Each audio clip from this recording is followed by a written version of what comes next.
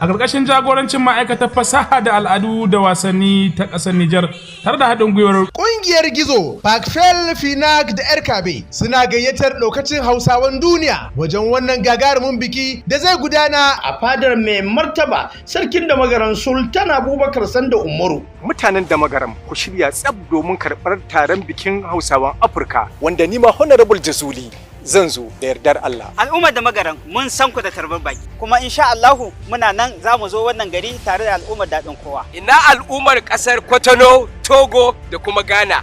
Ku kasance da mu a jamhuriyar Nijar a Damagaram a bikin Hausawan Afirka. Ni ma Malam Tsalha dan fadar mai garin daɗin kowa ina gurin da ni zai insha Allah. Gaskiya ne ina Hausawan Burkina, Mali, Senegal ranar da za a yi taron Hausawan Afirka a Damagaram.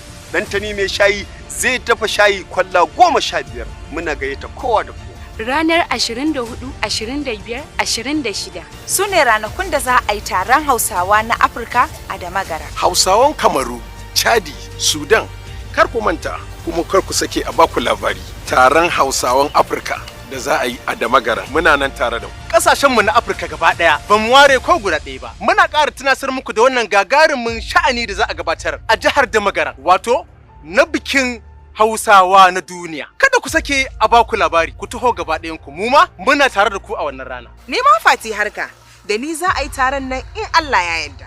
Taron Hausawan Afirka ba a ɗauke wa kowa ba, mu haɗu a Zandar. Mutanen Damagaram mun san ku da karamci. Muna nan zuwa ranar taron. Azawaya Haruna Bagayya shine mai masaukin baki na taron Hausawa da za a yi a Damagaram. Alhaji Haruna Bagayya mai masaukin bakin dukkanin al'ummar Hausawan da za su zo taro jihar Damagaram. Taro ne mai matukar muhimmanci, mai matukar ma'ana ko mai matukar tarihin gaske. Wanda al'ummar Hausa za su baje dukkanin irin yanayin abincinsu, kayansu da ji yanayin al'adu. Za a yi wasan dambe, wasan kokowa, wasan langa da dukkanin wasu wasanni na Hausawa. Kar ku sake a baku labari.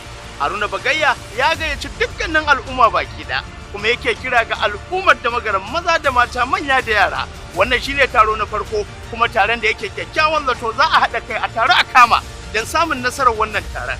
Haruna Bagayya yana yi wa al'ummar mu Hausawan duniya maraba lale da zuwa jamhuriyar Nijar. An san ku da karamci da karɓar baki. Allah ya kai mu lokacin. Kar ku manta ranar 24, 25, 26 da ma makamantansu don ci gaba da wasanni. Mu ma jaruman daɗin kowa za mu halarci wannan gagarumin taro tun ya rage kwana 7.